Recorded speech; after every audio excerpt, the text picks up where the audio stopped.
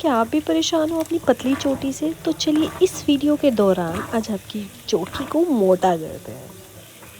मैं कहीं भी चले जाऊँ, लोगों का मेरे से एक ही सवाल होता है कि आप अपने बालों में लगाते क्या हो?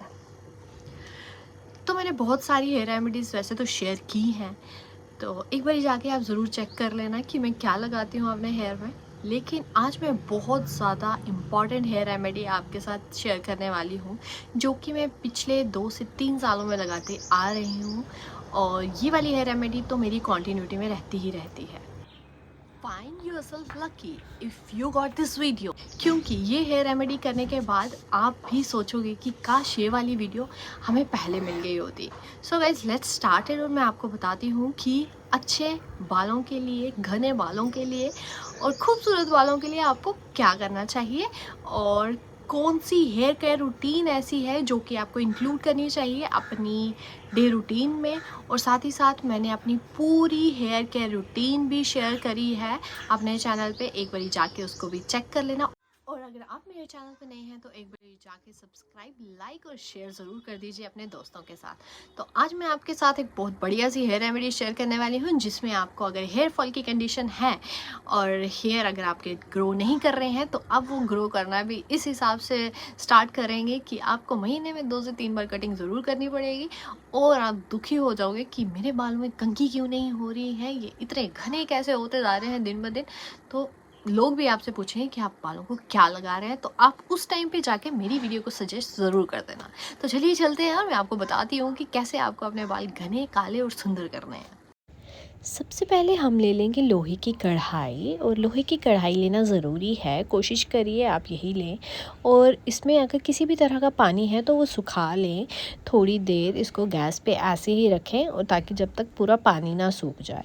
और अगर आपके पास लोहे की कढ़ाई नहीं है तो आप नॉर्मल कढ़ाई में भी तेल प्रिपेयर कर सकते हैं, कोशिश करना उसमें पानी नहीं हो। और अब हम ले लेंगे मस्टर्ड ऑयल, सरसों का तेल, और मैंने यहाँ पे 1 से 8 चम्मच लिया है सरसों का तेल। और इसको डालते हुए आप हिलाते ज़रूर रहना, क्योंकि ये जलना नहीं चाहिए। और सिम गैस पे रख के हमें ये पूरे ऑयल की प्रिपरेशन करनी है और इसको हिलाते रहना।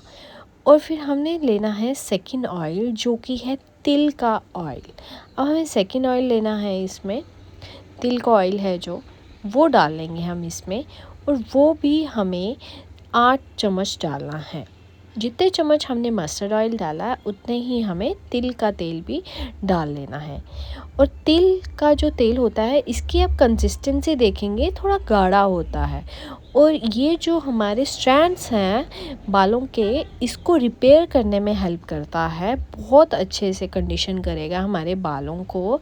और जो अब्जॉर्प्शन है तेल की वो अच्छी बनाएगा। और मस्टर्ड ऑयल एंड तिल का तेल जो है, इसका इन्फ्यूजन इतना अच्छा होता है हमारे बालों के लिए, इतना पावरफुल है। अगर आप सिर्फ इन दोनों को मिला के भी अपने बालों में लगाना स्टार्ट कर देंगे तो आप देखेंगे आपके बाल कितने हद तक चेंज हो जाएंगे।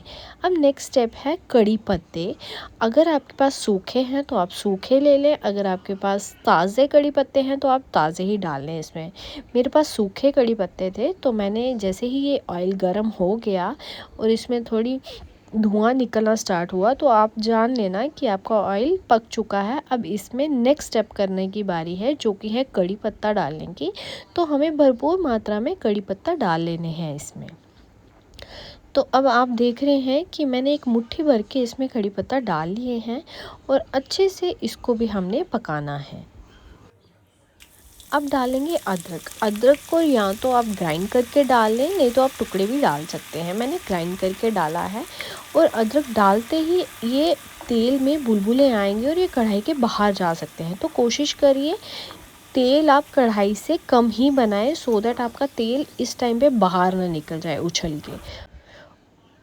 और अब नेक्स्ट स्टेप है, इसमें प्याज डालना है हमें। और ये देखो ऐसे टुकड़े करके हमें प्याज डाल लेना है इसमें।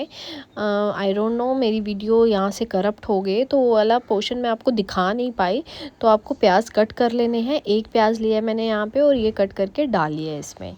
तो इसको अच्छे से पकाना है। अब हमारा तेल में जो जो चीज़ें हमने ऐड करनी है वो ऐड हो चुकी हैं।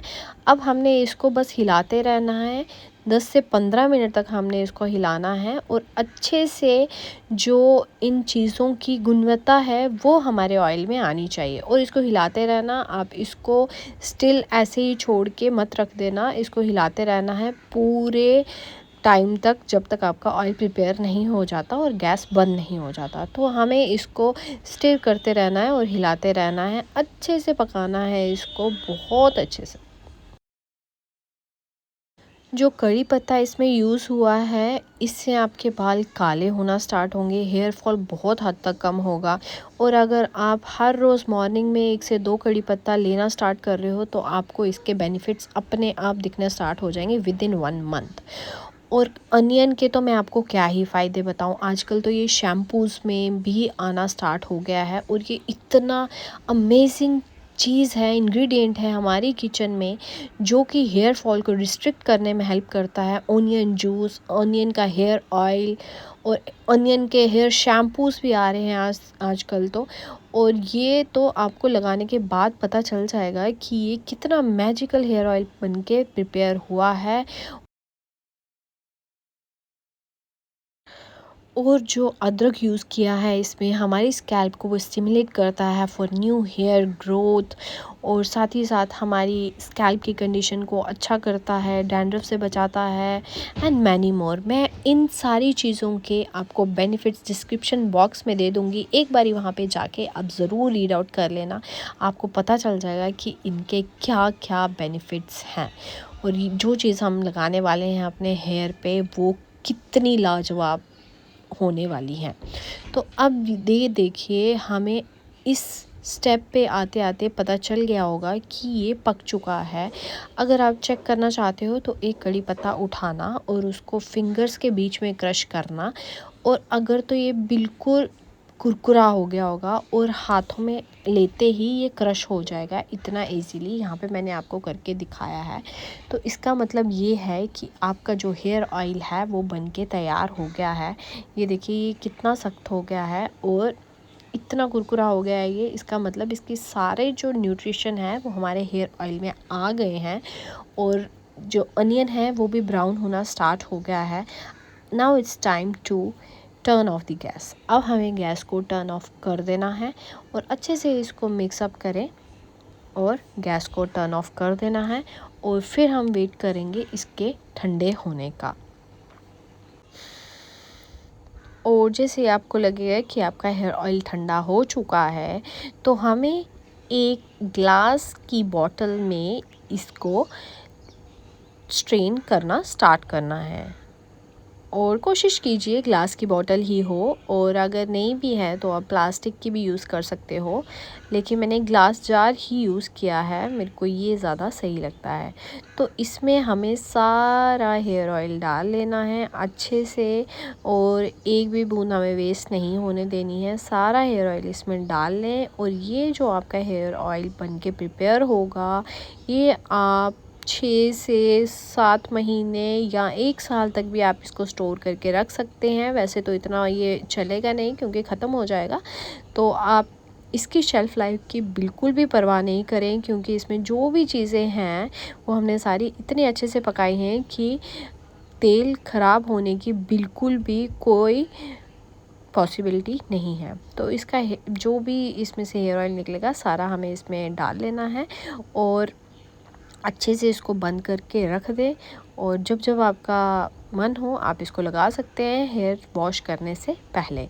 और जो अब मेरा मन करा इसमें से जो कड़ी पत्ता है ये मैंने एंड में इसमें डाल लिए, और ताकि इसकी खुशबू भी बहुत अच्छी लगती है और इसका जो न्यूट्रिशन है वो भी बना रहे। तो ये एक एडिशनल स्टेप है, अगर आप चाहें तो आप कर सकते हैं, otherwise you can skip it.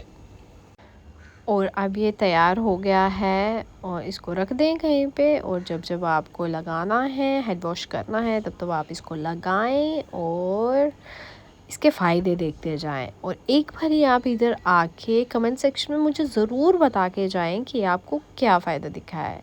तो चलिए मैं आपको इसको लगा के भी दिखा देती हूँ कि कैसे अप्लाई करना है।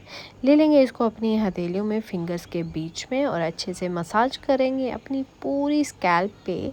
एक भी जगह नहीं छोड़नी है, हमें स्कैल्प पे भी लगाना है अच्छे से, हेयर लेंथ पे भी लगाना है और हेयर एंड्स पे भी लगाना है। आप देखेंगे आपकी स्प्लिट एंड्स की प्रॉब्लम, हेयर फॉल की प्रॉब्लम, डैंड्रफ की प्रॉब्लम भी बहुत हद तक इस हेयर ऑयल से सॉल्व होने वाली है। और हाँ, हेयर ऑयलिंग के बाद अपने बालों को कॉम्ब करना अवॉइड करें, इससे हेयर फॉल इंक्रीज़ हो सकता है। ऐसे करके ब्रेड बना सकते हैं जब तक आपको हेड वॉश करना है। अगर आपके हेयर फॉल इंक्रीज होता जा रहा है day by day and nothing works, तो believe me it will work.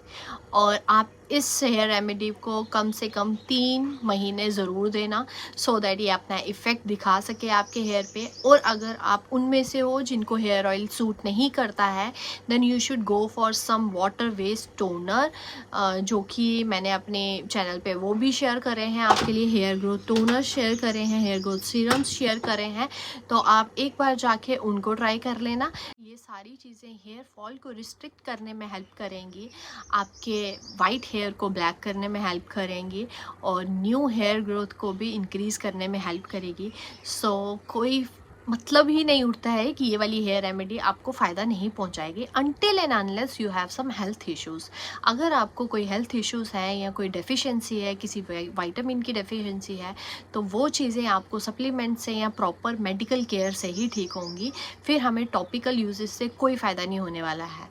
पर अगर आप टॉपिकल यूज़ भी कर रहे हो और अच्छी डाइट रख रहे हो, ग्रीन सब्जियां खा रहे हो, आयरन रिच फूड खा रहे हो, प्रोटीन रिच फूड खा रहे हो, तो फिर तो हमारी हेयर ग्रोथ जो होती है वो दोगुनी से चौगुनी हो सकती है। लेकिन अगर कोई हेल्थ कंडीशन है और आपने प्रॉपर चेकअप नहीं किया है, so please go to a good dermat. और अगर स्किन से रिलेटेड प्रॉब्लम है, स्कैल्प से रिलेटेड इश्यूज़ हैं, और अगर इंटरनल कोई इश्यूज़ हैं, पीसीओडी, पीसीओएस और any other deficiency, vitamin D की कमी है, विटामिन बी 12 की कमी है, तो जाके एक बार अपने टेस्ट कराएं प्रॉपर और फिर देखें कि आपको क्या डेफिशिएंसी है। उसी से रिलेटेड आप फिर सप्लीमेंट्स लेना स्टार्ट करें और मेडिकल केयर लेना स्टार्ट करें। उसमें मैं आपकी कोई हेल्प नहीं कर सकती, क्योंकि ये सिर्फ टॉपिकल यूजेस हैं और ये उन्हीं को फ़ायदेमंद होंगे जिनको कोई भी हेल्थ कंडीशन नहीं है। सो आई होप आप मेरी बात समझ रहे होंगे। और अगर आपके पास पेशेंस नहीं है, आप चाहते हो कि एक ही एप्लीकेशन के बाद आपके हेयर फॉल रिस्ट्रिक्ट हो जाए, हेयर ग्रोथ होना स्टार्ट हो जाए, स्कैल्प की हेल्थ अच्छी हो जाए, तो ऐसा नहीं हो सकता। ऐसा किसी भी चीज़ से नहीं हो सकता है। आपको कम से कम टाइम देना पड़ेगा हेयर रेमेडी को, और आप आहिस्ता आहिस्ता ग्रेजुअली जो चेंज है वो देखोगे। लेकिन आपको उसके लिए कंसिस्टेंट रहना पड़ेगा और पेशेंट रहना पड़ेगा। आपको हर बार लगाना पड़ेगा हेयर रेमेडी को जब जब आपको हेड वॉश करना है, और जैसे जैसे मैंने बताया आपको वीडियोस में, वैसे वैसे आपको अप्लाई करना पड़ेगा। और ऐसा नहीं करना है कि एक बारी आप इस हफ्ते आप ये वाली रेमेडी लगा रहे हो, दूसरे हफ्ते आप दूसरी लगा रहे हो, तो उसका भी कोई फ़ायदा नहीं होगा। कम से कम एक ही हेयर रेमेडी को एटलीस्ट आप 3 महीने दीजिए, और उसके रिजल्ट्स आपको जब दिखेंगे फिर आप स्विच कर सकते हो। ये तो हो जाएगा ना कि हाँ, ये वाली हेयर रेमेडी मुझे फ़ायदा देती है। और जब भी आपको हेयर फॉल अगर आप फेस करोगे, तो आप वो वाली हेयर रेमेडी को कंटिन्यू कर सकते हो। और अगर आपको दूसरी स्विच नहीं करनी है, तो आप वो भी साल भर साल लगा सकते हो, कोई दिक्कत नहीं है। मेरे को तो एक्सपेरिमेंट करने होते हैं, तो इसीलिए मैं 3-3 महीने के गैप के बाद अपनी हेयर रेमेडीज चेंज करती रहती हूँ। तो मैं जो भी हेयर ऑयल प्रिपेयर करती हूँ, उसके बीच में जब मेरे को अप्लाई करना हो, थोड़ा सा पानी ऐड करती हूँ, अच्छे से विस्क करती हूँ उसको, सो दैट दोनों की कंसिस्टेंसी सेम हो जाए, और फिर उसको अपने हेयर पे लगाना स्टार्ट करती हूँ। क्योंकि उससे जो, एक तो मेरे हेयर में ऑयल ज़्यादा देर टिकता नहीं है, तो उससे जो हेयर की ऑयल की तासीर है वो भी गर्म से ठंडी हो जाती है, और हेयर पे लगाते टाइम भी ज़्यादा गर्मी नहीं लगती है हमें, और ठंडक लगती है। और गर्मियों के लिए ये बहुत अच्छा हैक होने वाला है। अगर आपको हेयर ऑयल यूज़ करना है लेकिन आपको गर्मी लगती है अगर मेरी तरह, और पिंपल्स आ जाते हैं फेस पे ऑयल की वजह से, तो आप हेयर ऑयल में पानी को अच्छे से विस्क करें, और फिर उसके बाद आप उसको बालों में अप्लाई करना स्टार्ट करें, जैसे कि मैंने यहाँ बताया है। इस तरह से आपको करना स्टार्ट करना है। और अगर आपके पास कोई भी सजेशंस हैं विद रिगार्ड टू वीडियोस या कोई भी सजेशन है आपके पास, तो आप चाहते हो मैं उससे रिलेटेड वीडियो बनाऊं या एक्सपीरियंस शेयर करूं या रिव्यूज़ दूं या कुछ भी आप कमेंट सेक्शन में अपना कमेंट ड्रॉप कर दीजिए. I will definitely work on it. So this is all from my side. I hope you like this video. Bye.